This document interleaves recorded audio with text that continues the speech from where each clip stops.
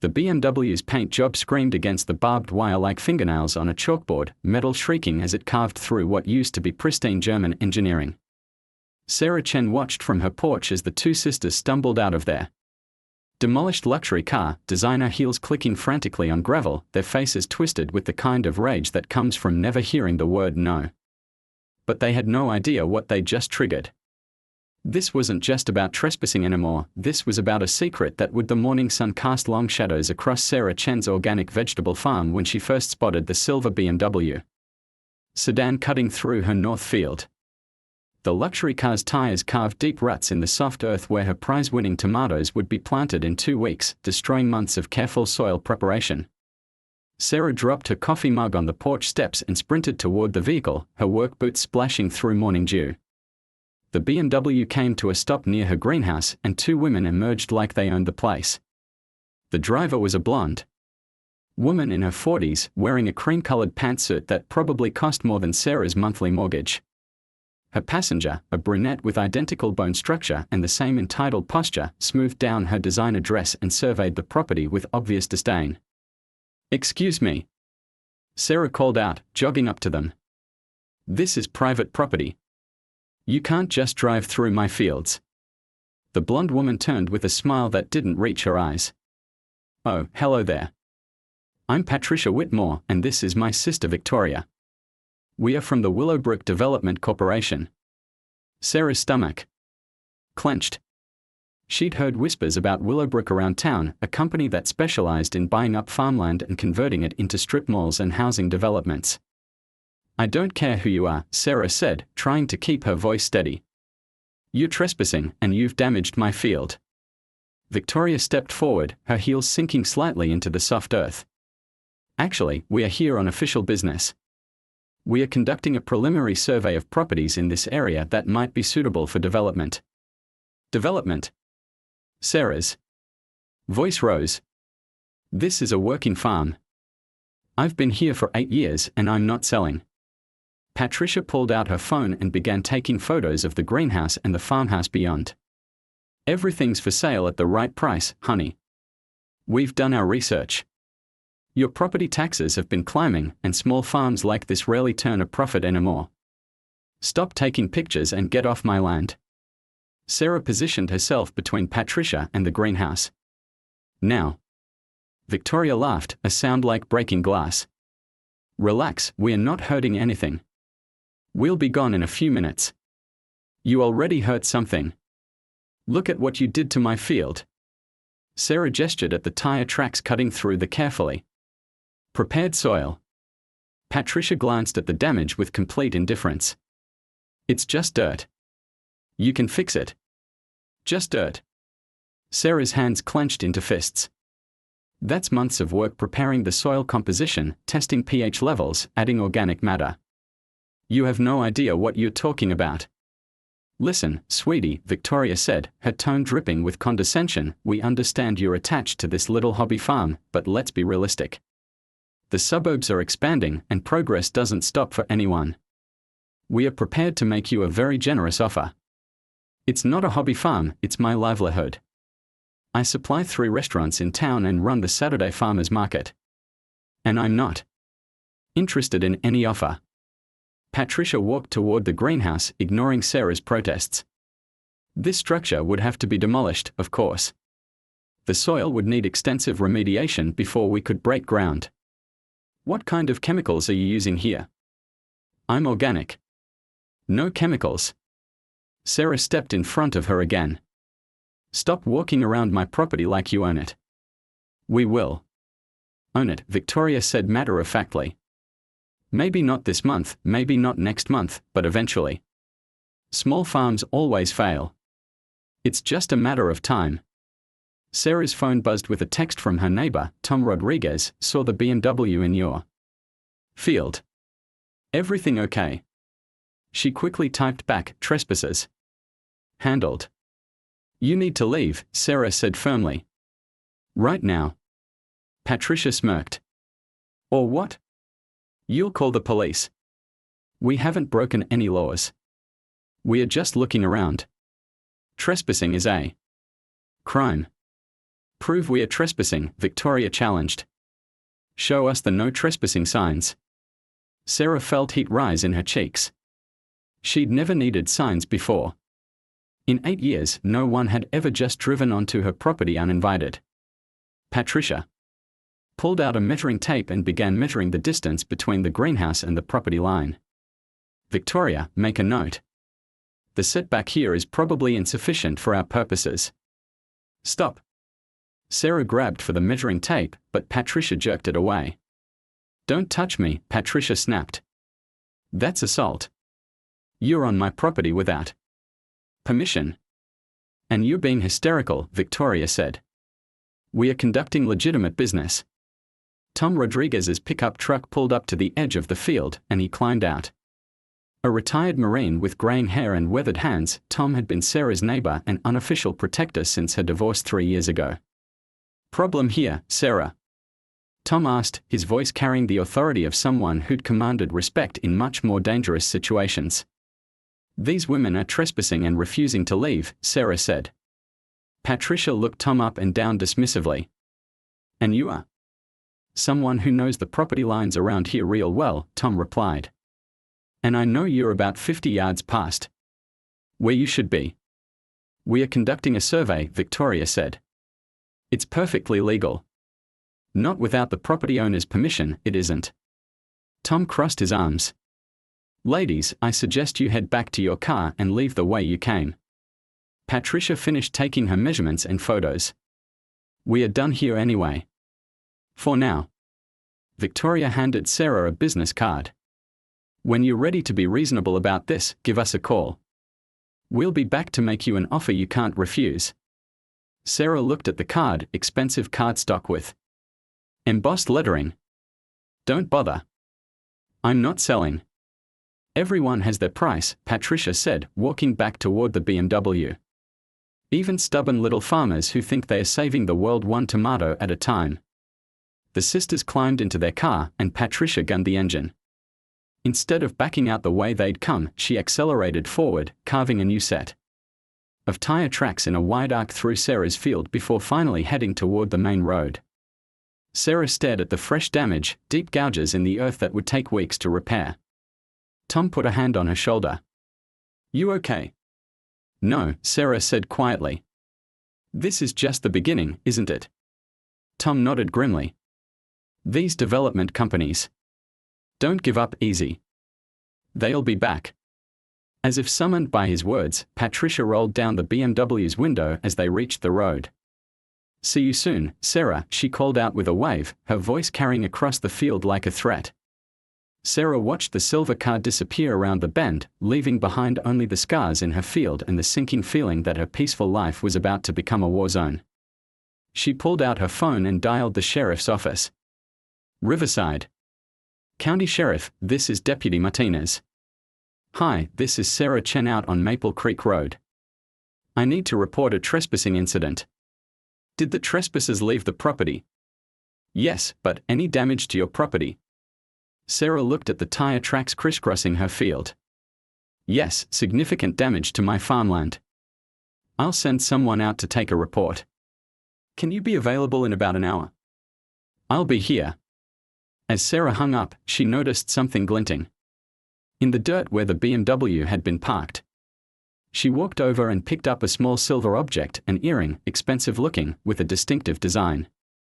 Patricia must have dropped it when she got out of the car. Sarah pocketed the earring and headed back to the house to wait for the deputy. She had a feeling she'd need all the evidence she could get. What she didn't know was that the earring wasn't just evidence of trespassing, it was evidence of something much worse. Something that would make Patricia and Victoria's development plans look like a children's game. Something that would turn Sarah's quiet farm into the center of a scandal that would rock the entire county. The BMW's engine echoed in the distance as the Whitmore sisters drove away, already planning their next visit.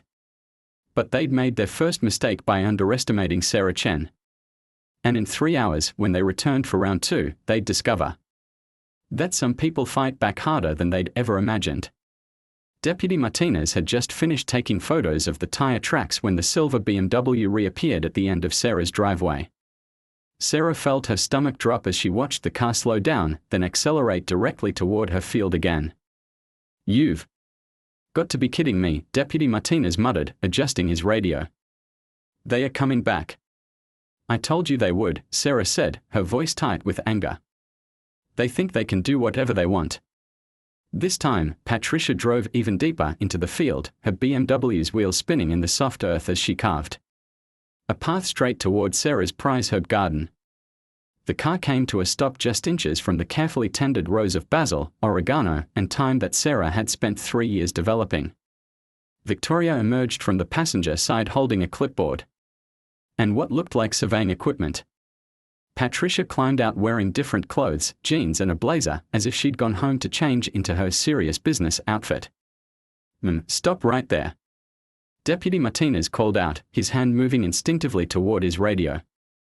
"You're trespassing on private property." Patricia looked at the deputy with mock surprise. "Officer, we are here on official county business.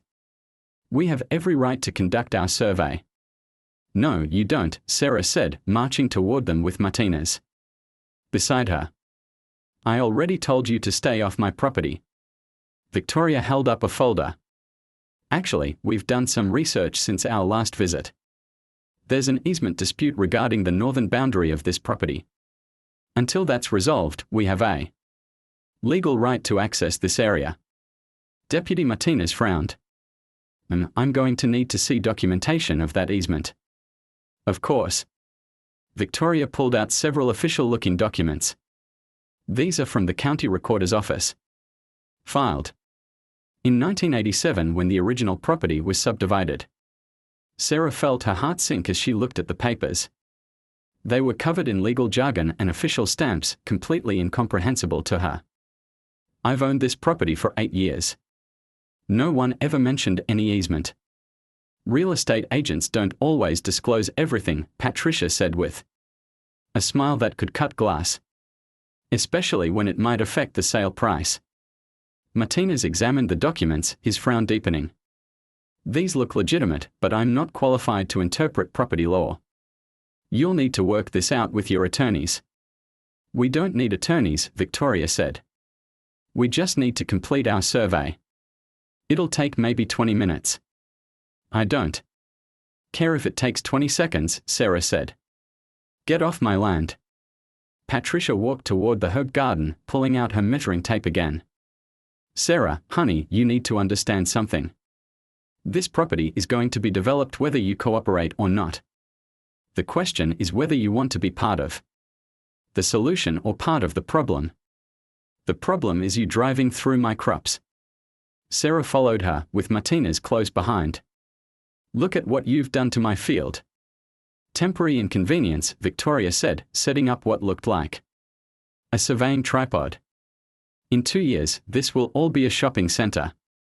Think of the jobs we'll create." "I don't want a shopping center. I want my farm." Patricia stopped measuring and turned to face Sarah directly. "Let me explain something to you, sweetheart. We've already purchased the Morrison farm to your east and the Henderson property to your west. You're going to be surrounded by construction for the next 3 years. The noise, the dust, the truck traffic, it's going to make farming impossible." Sarah's blood went cold. The Morrison farm had been for sale for months, but she hadn't heard about the Henderson property. Old man Henderson had sworn he'd never sell. "You're lying," Sarah said, but her voice lacked conviction. Victoria pulled out her phone and showed Sarah a photo of Henderson standing next to a sold sign. "Signed the papers yesterday. $2.3 million. For 47 acres. He's moving to Florida." Deputy Martinez stepped forward. "Ladies, regardless of any easement issues, you cannot conduct business on private property without the owner's consent. I'm going to have to ask you to leave." "Officer, we appreciate your concern," Patricia said, "but we have a legitimate legal right to be here. If Ms. Chen has a problem with that, she can take it up with the courts." "I'm taking it up with you," Sarah said, her voice rising. "Right now. Get out." Patricia ignored her and walked toward the greenhouse, peering through the glass walls at the seedlings inside. "What kind of operation are you running here, Sarah?" These plants look unusual. Sarah felt a chill run down her spine. Her greenhouse contained nothing but vegetable seedlings and herbs, but Patricia's tone suggested she was fishing for something.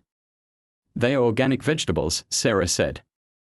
Nothing unusual about feeding people healthy food. Of course not, Victoria said, joining her sister at the greenhouse. Though I have to say, you've got quite an elaborate setup here. Temperature controls, special lighting, security cameras. That's a lot of equipment for someone who's just growing tomatoes. It's called being professional, Sarah snapped. Maybe. You should try it. Patricia walked around the greenhouse, taking photos from every angle.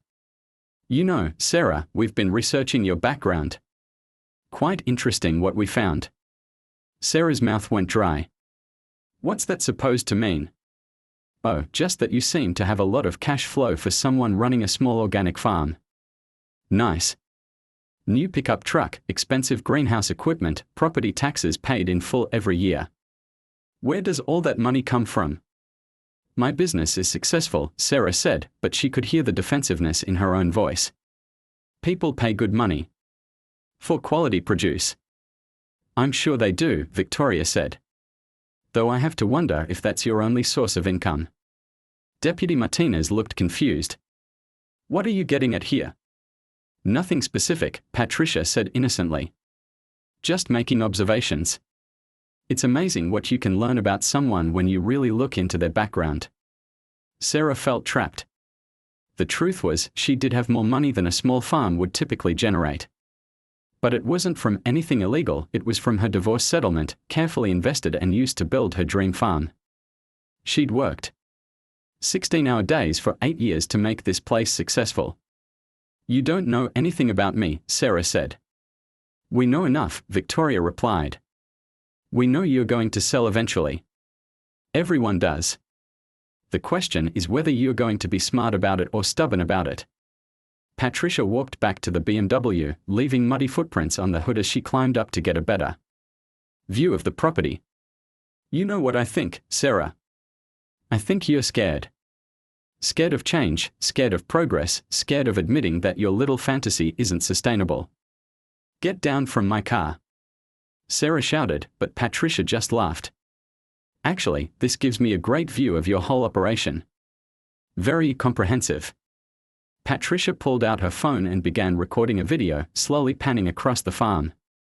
This will be perfect for our presentation to the Planning Commission. You can't use footage of my property without permission. Actually, we can. Victoria said. Public interest, potential zoning issues, environmental concerns. Lots of reasons we might need to document what's happening here. Deputy Martinez stepped forward. Okay, that's enough. Ladies, you need to leave now. Whether you have an easement or not, you're clearly harassing Ms. Chen. Patricia climbed down from the BMW, her designer jeans now stained with mud. We are not harassing anyone. We are conducting business. Your business is done here, Martinez said firmly. Move your vehicle off the property. Of course, officer, Patricia said with exaggerated politeness. We certainly don't want to cause any trouble. But instead of heading for the main road, Patricia gunned the BMW's engine and drove it in a wide, destructive circle around Sarah's herb garden, her tires throwing up clods of earth and destroying weeks of careful cultivation. Stop!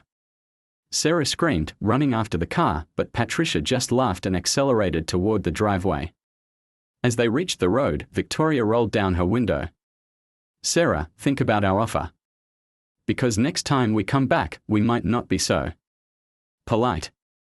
The BMW disappeared around the bend, leaving Sarah standing in the ruins of her herb garden, soil scattered across her boots, tears of rage burning her eyes. Deputy Martinez shook his head.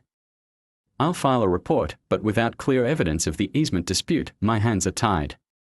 You need to contact a lawyer. I can't afford a lawyer, Sarah said quietly. That's exactly what they are counting on. As Martinez drove away, Sarah's phone buzzed with a text from an unknown number. Nice setup you have there. Would hate to see anything happen to it. Sarah looked at the message, then at the destruction around her, then at the silver earring still in her pocket.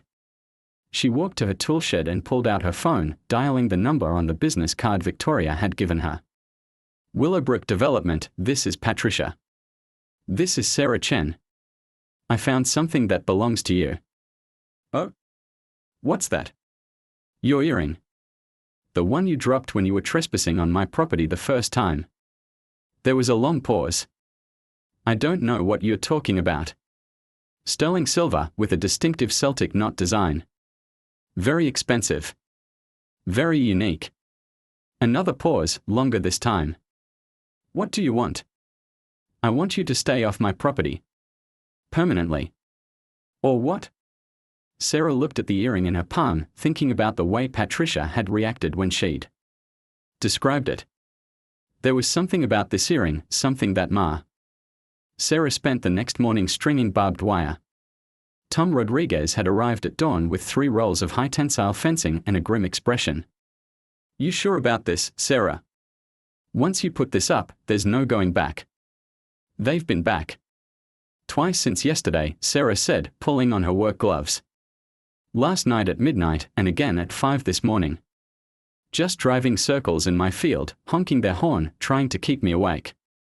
Tom examined the deep tire tracks that crisscrossed Sarah's property like scars. Deputy Martinez won't do anything. He says his hands are tied. The fake easement documents are convincing enough to create reasonable doubt, and the sisters have a lawyer now.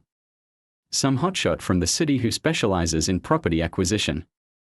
They worked in silence for an hour, running the barbed wire between metal posts along the property line. Sarah had chosen the spot carefully, a narrow gap between 2 old oak trees where the driveway curved, invisible from the road until you were right on top of it. This is going to tear up their car pretty good, Tom said, testing the tension on the wire. That's the idea. You know they'll call the cops on you. Sarah paused in her work, sweat beading on her forehead despite the cool morning air. Tom. Can I tell you something? Something I haven't told anyone else. Shoot. That earring I found. I think it connects to something bad. Really bad. Tom frowned. What kind of bad? I did some research last night. Patricia Whitmore was at the Riverside Country Club last Tuesday night. There was a charity auction, lots of photos posted online. She's wearing that exact earring in 3 different pictures. So at 11:30 p.m., someone broke into the Riverside Community Center and stole $15,000 from the youth program's fundraiser account. The police think it was an inside job because whoever did it knew the combination to the safe. Tom's hand stilled on the wire. I think she lost that earring during the break-in. And I think she's been coming back here trying to find it. Sarah, that's a serious accusation. I know. But it explains why she panicked when I mentioned it on the phone. And it explains why they've been so aggressive about getting access to my property. They are not just surveying for development, they are looking for evidence. Tom was quiet for a long moment. Have you told the police? And say what? That I think these women are thieves because of a lost earring. I need more proof. Or you could just give them the earring and let them leave you alone. Sarah shook her head. I'm not letting them win. This is my home, Tom. My life. I've worked too hard to build this place to let some entitled criminals drive me away. They finished the barbed wire installation just as Sarah's phone rang. The caller ID showed Patricia's number. Sarah, we need to talk, Patricia's voice was strained, lacking its usual smugness. I'm listening. Not over the phone. Meet us at the cafe in town. 1 hour. I'm not going anywhere. If you want to talk, you know where to find me. We can't, Patricia stopped herself. Fine. We'll be there in 20 minutes. Sarah hung up and looked at Tom. They are coming back. Good. Let's see how they like your little surprise. They retreated to the farmhouse porch, where Sarah had set up a folding chair with a clear view of the driveway. Tom positioned himself by the barn with his phone ready to record. The silver BMW appeared right on schedule, moving faster than usual down the country road. Sarah watched as it turned into her driveway, Patricia behind the wheel, Victoria in the passenger seat. "Here we go," Sarah muttered. The BMW accelerated up the driveway, heading straight for the gap between the oak trees. At the last second, Patricia must have seen the barbed wire gleaming in the sunlight because she hit the brakes hard. But it was too late. The BMW slammed into the wire at 25 miles per hour. The barbed wire caught the front bumper and hood, shredding through the paint like claws. The car's momentum carried it forward, and the wire began to wrap around the vehicle, metal screaming against metal. Patricia gunned the engine, trying to power through the obstacle, but that only made it worse. The wire tangled around the wheels, the doors, the side mirrors. The BMW's expensive paint job peeled away in long strips, revealing bare metal underneath. "Oh my God," Victoria screamed from inside the car. "Patricia, stop. You're making it worse." But Patricia was beyond reason now. She threw the BMW into reverse, and the barbed wire pulled taut, snapping back like a rubber band. The car lurched backward, dragging fence posts out of the ground and sending up a shower of sparks. Sarah watched in fascination as the BMW became more and more entangled, like a fly in a spider's web. Every movement Patricia made only wrapped the wire tighter around the vehicle. Finally, the engine died. The sisters sat in their destroyed car for a long moment, surveying the damage. The BMW looked like it had been attacked by a giant cat, long scratches covered every surface, both headlights were smashed, and barbed wire was wrapped around the chassis like Christmas garland. Patricia opened the driver's door, which squealed. In protest, she climbed out carefully, her designer clothes torn from the wire, her face flushed with rage. "You psychotic bitch," she screamed at Sarah. "Look what you've done to my car. Look what you've done to my property," Sarah called back from the porch. Over and over again. Victoria struggled out of the passenger side, her dress caught on a piece of wire. "This is assault. This is destruction of property. We are calling the police." "Go ahead," Sarah said. "I'm sure they'll be very interested in hearing about how you ended up in my barbed wire trap." Patricia pulled out her phone, her hands shaking with fury. 911. "I need to report a malicious attack on my vehicle." Sarah walked down from the porch, pulling out her own phone. "While you're at it, ask them to send someone from the detective division. I have some evidence they might want to see." Patricia's face went pale. "What evidence?"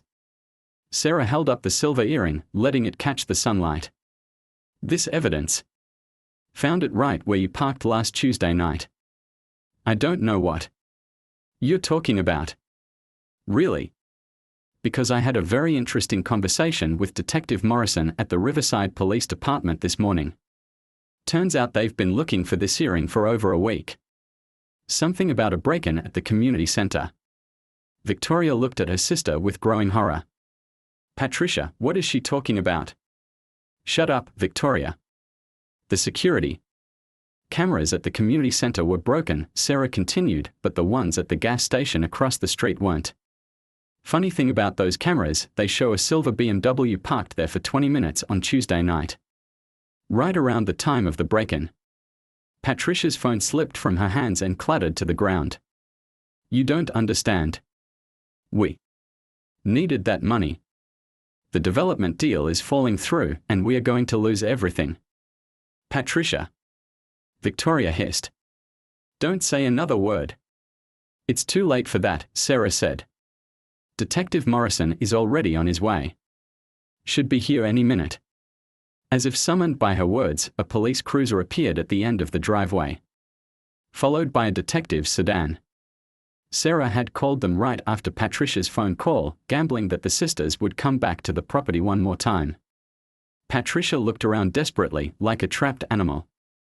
The BMW was hopelessly entangled in barbed wire, the police were blocking the driveway, and the evidence of her crime was literally hanging from Sarah's fingers. "You planned this," Patricia said, her voice barely above a whisper. "You knew we'd come back." "I knew you couldn't resist," Sarah replied. "Criminals always return to the scene of the crime. Even when the crime is trespassing."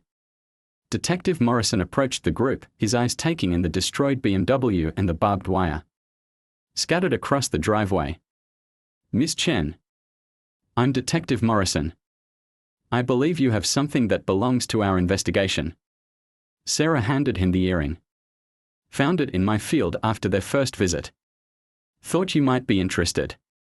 Morrison examined the earring, then looked at Patricia. "Patricia Whitmore, you're under arrest for burglary and theft. You have the right to remain silent." As the detective read Patricia her rights, Victoria sank down beside the ruined BMW, her head in her hands. "Oh God, Patricia. What have you done?" "What I had to do," Patricia said as the handcuffs clicked into place. "What I had to do to save us." Sarah watched as they loaded Patricia into the police car, feeling a mixture of satisfaction and exhaustion. The BMW sat in her driveway like a monument to the sisters' greed and stupidity, its expensive paint job ruined, its engine destroyed, its occupants finally facing the consequences of their actions. But as the police cars pulled away, Sarah noticed something that made her blood run cold. Victoria was still sitting by the ruined car, but she wasn't crying anymore. She was smiling. And she was holding a phone, apparently having recorded the entire conversation. "Enjoy your victory, Sarah," Victoria called out as she stood up. "Because it's going to be short-lived." Sarah felt the satisfaction drain out of her as she realized what Victoria was planning. The recording would show Sarah admitting to setting a trap, deliberately damaging the BMW, and potentially entrapping Patricia into a confession. The war was far from over. It was just beginning. 3 days after Patricia's arrest, Sarah's world began to crumble. It started with a knock on her door at 6 a.m. Sarah opened it to find a man in an expensive suit holding a thick folder of legal documents. "Sarah Chen. You've been served." The lawsuit was 37 pages long. Victoria Whitmore, acting as executor of her sister's estate, was suing Sarah for $150,000 in damages, claiming malicious destruction of property, intentional infliction of emotional distress, and entrapment. The document painted Sarah as a vindictive neighbor who had deliberately set a trap to harm innocent businesswomen. Sarah's hands shook as she read the allegations. According to the lawsuit, the Whitmore sisters had been conducting a legitimate property survey when Sarah had maliciously and with premeditation constructed a hidden obstacle designed to cause maximum damage to their vehicle. Attached to the lawsuit was a transcript of the recording Victoria had made, along with still photos of the destroyed BMW and a professional damage assessment valuing the repairs at $47,000. Sarah called Tom Rodriguez immediately. "They are suing me for entrapment. Can they do that?" "Apparently they can. Victoria's lawyer is claiming I set a trap specifically to harm them. She's got recordings, photos, everything." "What about Patricia's confession?" "The theft. That's a separate criminal matter. This is civil court. The judge won't care about the theft if Victoria can prove I deliberately damaged their property." Sarah spent the morning on the phone with 3 different lawyers, each of whom quoted her fees she couldn't afford. The cheapest wanted a $10,000 retainer just to review the case. At noon, her phone rang. Victoria's name appeared on the caller ID. "Hello, Sarah. I trust you received our lawsuit." "What do you want, Victoria?" "I want to make this easy for both of us. Drop the charges against my sister, and I'll drop the civil suit." "I can't drop the charges. I'm not the one prosecuting her." "Don't be naive. If you call the district attorney and tell them you don't want to cooperate, they'll drop the case. No victim, no crime." Sarah felt trapped. "And if I don't? Then I'll see you in court. And I'll win. My lawyer specializes in property disputes, and frankly, you don't have a leg to stand on. You admitted on tape that you set a trap. That's illegal in 12 different ways. Your sister was trespassing. And you could have called the police. Instead, you chose vigilante justice. That's going to cost you everything you own." Sarah hung up and sat in her kitchen, staring at the legal documents spread across her table. Outside, her greenhouse stood empty. She'd been too stressed to plant anything new since the confrontation. The farm that had been her refuge was becoming her prison. Her phone rang again. This time it was Detective Morrison. Miss Chen, I wanted to give you a heads up. Patricia Whitmore's lawyer is filing a motion to suppress the earring evidence. On what grounds? Illegal search and seizure. They are claiming you had no right to keep the earring as evidence and that Patricia's confession was coerced. Sarah felt her last hope slipping away. What does that mean for the case? If the judge agrees, we might not have enough evidence to prosecute. The security footage from the gas station shows a silver BMW, but it doesn't show the license plate clearly enough to prove it was theirs. After Morrison hung up, Sarah walked out to a ruined field. The tire tracks were still visible, brown scars in the green grass. The barbed wire had been cleared away, but the fence post remained, like tombstones marking the death of her peaceful life. Her phone buzzed with a text from an unknown number. Nice work with the trap. Too bad it's going to cost you your farm. Sarah stared at the message, anger building in her chest. Victoria thought she'd won. She thought Sarah would roll over and give up, just like everyone else the Whitmore sisters had bullied. But Victoria had made one crucial mistake. She'd underestimated Sarah's capacity for research. Sarah spent the rest of the afternoon at the county courthouse, digging through property records, business licenses, and court filings. What she found made her blood run cold. Willowbrook Development Corporation wasn't just buying farms. They were systematically targeting properties with elderly owners, manufacturing legal disputes to force sales, and then flipping the land to major developers at enormous profits. The Morrison farm hadn't been sold willingly. James Morrison, 84 years old and suffering from early-stage dementia, had been pressured into selling after Victoria threatened to sue him for property line encroachment, based on a surveyor's report that Sarah now suspected was fabricated. The Henderson property was even worse. Victoria had filed a complaint with the county claiming that Henderson's cattle were creating environmental hazards due to runoff into a nearby stream. The complaint was accompanied by water quality reports that showed dangerous levels of contamination. Henderson, facing tens of thousands in EPA fines, had sold his land to pay for the cleanup. But Sarah found something else in the records. The water quality reports were dated 3 days before Henderson's cattle had actually been moved to that pasture. Victoria hadn't just been stealing from the community center. She'd been running a sophisticated fraud operation, using false documents and manufactured legal disputes to terrorize elderly farmers into selling their land. Sarah printed every document she could find and drove straight to Detective Morrison's office. I need to show you something, she told him. Victoria Whitmore isn't just covering for her sister. She's been running a real estate fraud scheme. Morrison looked through the documents, his expression growing more serious with each page. These water quality reports, if they are falsified, that's federal fraud. EPA violations alone could put her away for years. Can you investigate this? I can make some calls. But Sarah, you need to understand, this doesn't change your legal situation. Even if Victoria's a criminal, you still damaged her property. Sarah nodded, but she was already formulating her next move. Victoria wanted to play hardball. Fine. Sarah would show her what hardball really looked like.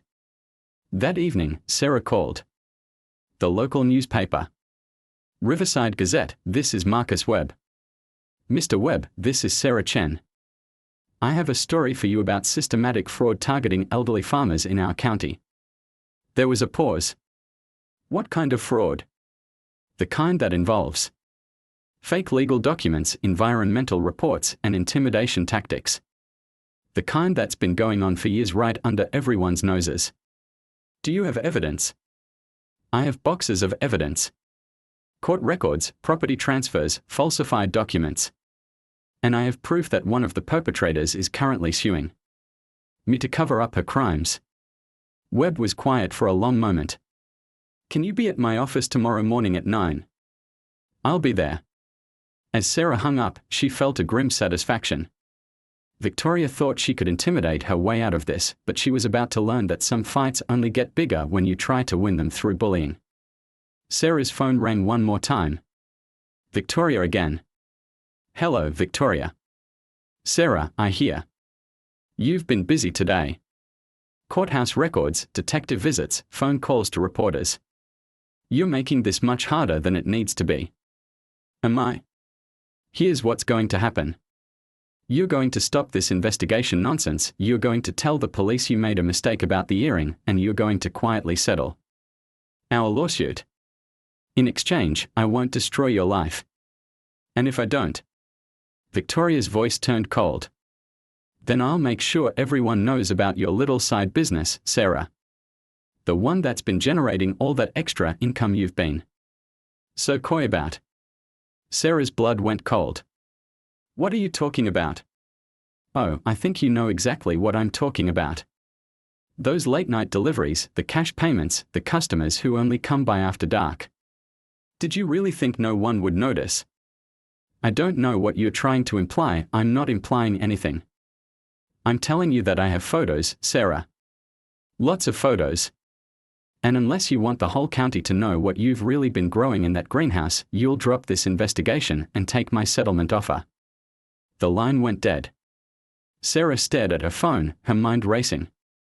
Victoria was bluffing. She had to be. Sarah's greenhouse contained nothing but vegetables and herbs. The late-night deliveries were just restaurant orders, perfectly legal, perfectly innocent. But Sarah knew that in the right hands, innocent photos could be made to look very suspicious. Victoria had already proven she was willing to fabricate evidence to get what she wanted. Sarah looked out at her greenhouse, gleaming in the moonlight. Tomorrow, she would give Marcus Webb the story of his career. She would expose Victoria's fraud scheme and clear her own name. But tonight, she had to figure out how to protect herself from whatever Victoria was planning next. Because one thing was certain, Victoria Whitmore was not going down without a fight. And when cornered criminals fought back, innocent people got hurt. Sarah barely slept that night. Every sound outside made her jump, a tree branch scraping the roof, the wind rattling the greenhouse door, her neighbor's dog barking at shadows. At 3 a.m., she gave up on sleep and sat by her kitchen window, watching the driveway for any sign of trouble. At dawn, she found them. Someone had spray-painted "drug dealer" in red letters across the side of her greenhouse. Worse, they'd scattered white powder, flour or baking soda around the entrance, making it look like some kind of drug transaction had taken place. Sarah called Tom Rodriguez immediately. They came back. Tom arrived 20 minutes later with Detective Morrison, whom he'd called on the way. Morrison photographed the vandalism while Tom helped Sarah clean up the powder. "This is escalating fast," Morrison said, examining the spray paint. "Victoria's trying to manufacture evidence to support whatever story she's planning to tell. Can you arrest her for this?" "Not without proof she did it." "Could have been anyone." Morrison's phone rang, and he stepped away to answer it. When he came back, his expression was grim. That was the district attorney's office. "Patricia Whitmore's confession has been thrown out. Her lawyer convinced a judge that you coerced her into admitting guilt by threatening to expose the earring. Evidence." Sarah felt like the ground was shifting beneath her feet. "So she's going free?" "Unless we can find new evidence, yes. The theft case is essentially dead." Tom kicked at a clump of white powder. "What about the fraud scheme Sarah uncovered?" "That's federal jurisdiction now. FBI is looking into it, but these things take months. Maybe years." Sarah's phone buzzed with a text from Marcus Webb, "Story killed. Publisher says insufficient evidence." "Sorry." She showed the message to Morrison, who shook his head. "Victoria's been busy. Probably threatened the newspaper with a defamation lawsuit." "So she wins," Sarah said quietly. "Patricia walks free. The fraud investigation gets buried, and I'm left with a lawsuit I can't afford to fight." "Maybe not," Tom said. "Look at this." He was pointing at something glinting in the dirt near the greenhouse. Sarah knelt down and picked up another silver earring, a perfect match to the one she'd found after the first trespassing incident. She's been here multiple times, Sarah realized. Last night, when she planted this evidence, she lost the other earring from the set. Morrison examined the earring carefully. This could be from anyone. No, it couldn't. Sarah pulled out her phone and showed him the photos she'd found online from the country club charity auction. Look at the pictures from Tuesday night. Patricia's wearing both earrings. But in the photos from the end of the evening, she's only wearing one. Morrison studied the images. You're right. She lost one during the community center break-in. And Victoria lost the other one last night while vandalizing my property. They are a matched set, probably custom-made. That's not a coincidence. It's still circumstantial evidence, Morrison said, but Sarah could see the wheels turning in his head. Sarah's phone rang. Victoria's number again. I see you found my little gift, Victoria said without preamble. I hope you're finally ready. To be reasonable. Actually, I think we should meet in person, Sarah said. I have something that belongs to you. What? Something silver. Something you're probably missing. There was a long pause. I'll be there in an hour. Sarah hung up and looked at Morrison. Can you have backup ready? I think Victoria's about to confess to more than vandalism. What are you planning? I'm planning to give her enough rope to hang herself. An hour later, Victoria's rented sedan pulled into Sarah's driveway. She climbed out wearing dark sunglasses and a baseball cap, clearly trying to disguise herself. The vandalized greenhouse was visible from where she parked, and Sarah saw her smile at the sight of the red spray paint. Sarah met her in the middle of the driveway, Detective Morrison watching from behind the barn, his recording equipment ready. You said you had something of mine, Victoria said. Sarah held up the second earring. Recognize this? Victoria's composure cracked for just a moment. I've never seen it before. Really? Because it's an exact match to the one your sister lost during the community center break-in. Custom-made Celtic knot design, sterling silver with genuine emerald chips. There can't be more than a dozen pairs like this in the whole state. That's ridiculous. Lots of people have earrings like that. Not like these. Sarah pulled out her phone and showed Victoria the photos from the charity auction. Your sister was wearing both earrings at the beginning of the night. Only one. At the end. She lost one during the break-in, and you lost the other one last night when you came here to vandalize my property. Victoria's face went pale. You can't prove anything. Actually, I can. You see, when you scattered that fake drug evidence around my greenhouse, you forgot something important. I have security cameras. Victoria's eyes darted toward the greenhouse, where Sarah had indeed installed a new security system after the first trespassing incident. The cameras show everything, Sarah continued. You arriving at 2:30 a.m., spray painting my greenhouse, scattering white powder around, and losing your earring in the process. Clear as day, full-color video. You're bluffing. Sarah smiled. Am I? Would you like to see the footage? Victoria looked around desperately, realizing she was trapped. Even if I did come here last night, that doesn't prove anything about the community center.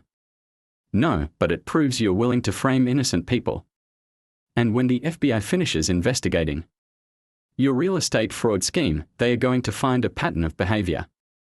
Falsified documents, manufactured evidence, intimidation tactics. Add vandalism and attempted frame-up to the list, and you're looking at serious federal time. The FBI investigation will never go anywhere. I have connections. You mean you had connections? But funny thing about connections, they disappear real fast when people find out you've been stealing from youth programs. Victoria's mask finally slipped completely. You have no idea what you're dealing with, Sarah. My family has been in this county for 3 generations. We own half the businesses in town, half the politicians, half the police force. But not all of them, Sarah said. And that's going to be your downfall. Detective Morrison stepped out from behind the barn, his recording equipment visible. Victoria Whitmore, you're under arrest for vandalism, criminal mischief, and intimidation of a witness. Victoria looked at Morrison with recognition and growing horror. You're Jim Morrison's son. Your father owes his construction contracts to my family. My father's business dealings don't concern me, Morrison said, pulling out his handcuffs. But your criminal activities do. As Morrison read Victoria her rights, Sarah felt a weight lifting from her shoulders. The nightmare was finally ending. But Victoria had one last card to play. "You think you've won," she said as the handcuffs clicked into place. "You have no idea what's coming. When my lawyers are done with you, you'll lose everything. Your farm, your house, your reputation. I'll make sure you never work in this county again." "Actually," said a voice from behind them, "I don't think you'll be making any threats for a very long time." They turned to see FBI agent Rebecca Santos walking up the driveway, flanked by two other agents. Santos held up a badge and a warrant. "Victoria Whitmore, you're also under arrest for federal wire fraud, mail fraud, and conspiracy to commit fraud. The investigation into Willowbrook Development Corporation has been expanded to include bank fraud and money laundering." Victoria's face went ashen. "That's impossible. The investigation was dropped." "No, it was redirected. Turns out when you threaten newspaper publishers and intimidate witnesses, it just makes federal agents more interested in what you're hiding." Agent Santos looked at Sarah. "Ms. Chen, the evidence you provided has been extremely helpful. We've identified at least 17 victims of the Whitmore fraud scheme, with total damages exceeding $2 million. What happens now?" Sarah asked. "Now Ms. Whitmore and her sister are going to face the full consequences of their actions. The civil lawsuit against you will be dismissed. Can't sue someone from federal prison." As they led Victoria away in handcuffs, she turned back to Sarah one last time. "This isn't over." "Yeah, it is," Sarah replied. "It really is." 3 hours later, Sarah sat on her porch with a cup of coffee, watching Tom Rodriguez repair the spray-painted damage to her greenhouse. The red letters were already fading under his careful cleaning, like a bad memory being washed away. Detective Morrison approached with a final report. "Patricia's confession has been reinstated. Turns out coercion is harder to prove when there's a mountain of other evidence supporting the charges. Both sisters are looking at significant prison time. And the elderly farmers they swindled. FBI is working on asset recovery. Probably won't get everything back, but it's something." Sarah's phone buzzed with a text from Marcus Webb. "Publisher changed his mind. Front page story runs tomorrow. Pulitzer material. Thank you." Tom finished cleaning the greenhouse and walked over to join them. "So what now, Sarah?" "Back to farming." Sarah looked out at her fields, scarred but healing, damaged but not destroyed. The tire tracks were already fading, new grass growing through the old wounds. "Yeah," she said. "Back to farming. But first, I think I'm going to install a gate. A really big gate. With a really big lock." Morrison laughed. "Probably a good idea. As Th.